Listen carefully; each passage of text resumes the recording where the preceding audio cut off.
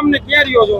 અમે ભીમનગરમાં જ રહીએ છીએ. અમે 20 વર્ષથી વસવાટ કરીએ છીએ અને અહીંયા સરકારનું કઈ હતું જ નહીં. ખરાબામાં અમારા લોકોની જમીન હતી ને અમે લોકો વસવાટ કરીને રહેતા હતા અને એનો સરકાર માન્યો જે રસ્તો હતો ને એ તો રસ્તો એ લોકો કાઢી જ લીધો હતો અને રસ્તા પછીનો આ જે વધારાનું રહ્યું ને ખોટું નામ કરી અને આ પાડવાના ધંધા કરે. એક જગ્યાએ નહીં, બધી જગ્યાએ ડિમોલેશન આ રીતના જ કરે. તમારે રોડ કાઢવો, રોડ કેટલીક જગ્યાએ રોડ કાઢવાના હોય. તમને કઈ નોટિસ આપી?